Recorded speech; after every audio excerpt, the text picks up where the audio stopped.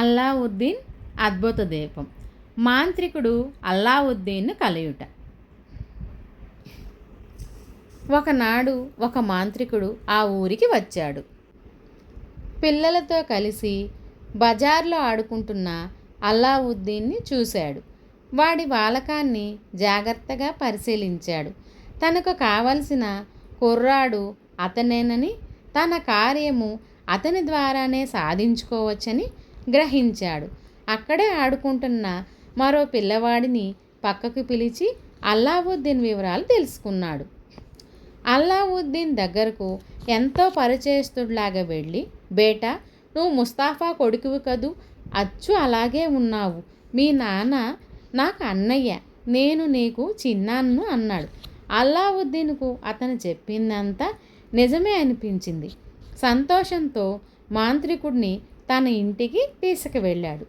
రండి చిన్నానా, ఈ గుడిసె మన ఇల్లు, ఉండండి, మా అమ్మను పిలుచుకొని వస్తాను అంటూ లోపలున్న తల్లితో, అమ్మ చూడు, మన ఇంటికి ఎవరు వచ్చారో, మా చిన్నానట, నాన్నగారి తమ్ముడట, నన్ను బజార్లో చూసి పలకరించాడు, అందుకే మన ఇంటికి తీసుకువచ్చాను అని చెప్పాడు.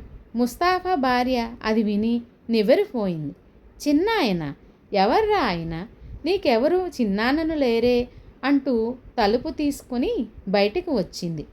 ముస్తాఫా భార్యను చూడగానే మాంత్రికుడు, సలాం వదిన గారు, నేను మీ మరిదిని, మీరు నన్ను ఎరుగరు, నేను చిన్నప్పుడే దేశాలు పట్టి వెళ్ళిపోయాను, ఏదో కాస్త సంపాదించాననుకోండి, నేను మీకు కొత్త కావచ్చు, కానీ ఈ పిల్లవాడిని చూడగానే మా అన్నగారి పోలికను బట్టి వీడు మా అన్న కొడుకే అయి ఉంటాడని గుర్తించాను అని అన్నాడు.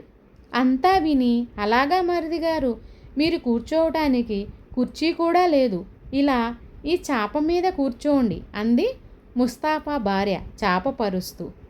మీ అన్నగారు పోయిన తర్వాత మా గతి మరి అధ్వానమైంది. ఆయన ఉండగా ఏదో దర్జీ పని చేసేవారు. ఇప్పుడు ఏ ఆధారము లేదు. వీణ్ణి నాకు అప్పగించి కన్ను మూశారు ఆయన. వీడు వట్టి అల్లరివాడైనాడు. పూట గడవటమే మాకు కష్టంగా ఉంది అన్నది కన్నీరు కారుస్తూ. మీరేం విచారించకండి వదిన గారు, పోయేటప్పుడు అయినా అన్నగారిని చూడలేకపోయాను, దౌర్భాగ్యుణ్ణి. ఇక నుంచి మీకేం దిగులు లేదు, నేనున్నాను. అల్లా దయ ఉంటే పరిస్థితులన్నీ నేను చక్కబెడతాను అని ఎన్నో విధాలుగా ముస్తాఫా భార్యకు ధైర్యం చెప్పాడు మాంత్రికుడు. కొంత ధనం ఆమె చేతిలో పెట్టి, దీనితో ఇంటిలోకి కావలసిన సామానులు తెప్పించండి, మీరు ఇంకా ఏ విధంగానూ బాధపడవద్దు, అల్లావుద్దీన్ గురించి మీకేమీ బెంగవద్దు, నేను ఇక్కడ ఉన్నంతకాలం నా వెంట తిప్పుకొని లోకజ్ఞానం నేర్పిస్తాను, నేను నా దేశం వెళ్ళిపోయే లోపల అల్లావుద్దీన్ని ప్రయోజకుడిని చేస్తాను అని అన్నాడు మాంత్రికుడు. అమాయకురాలైన ముస్తాఫా భార్య మాంత్రికుడి మాటల్ని నమ్మింది. ఆనాటి నుంచి మాంత్రికుడు వారిలో ఒకడైపోయాడు. అల్లావుద్దీన్ని బజారుకు తీసుకుని వెళ్ళి మిఠాయిలు, ఆడుకోవటానికి బొమ్మలు ఎన్నో కొనిపెట్టాడు. ఆ రాత్రి ముస్తాఫా భార్య రకరకాల వంటలు చేసి మాంత్రికుడికి అల్లావుద్దీన్కు కడుపు నిండా భోజనం పెట్టి తాను కూడా హాయిగా తిని అల్లాను తలుచుకుంటూ నిద్రపోయింది. ఈ విధంగా 4-5 రోజులు గడిచిపోయాయి. ఇప్పుడు అల్లావుద్దీన్ ముఖంలోకి ఎంతో కళ వచ్చింది. కడుపు నిండా ఎప్పుడైతే తిండి పడుతుందో అప్పుడే మనిషి కూడా బాగుంటాడు. మాంత్రికుడు అల్లావుద్దీన్ని వెంట పెట్టుకొని రోజు మక్కా నగరంలోని వీధులు తిరుగుతున్నాడు, కావలసినన్ని కొనిపెడుతున్నాడు. అల్లావుద్దీన్ అద్భుత దీపం కంటిన్యూ.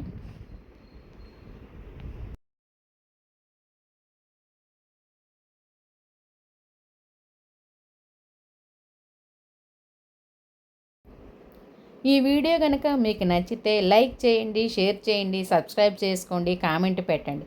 Thank you.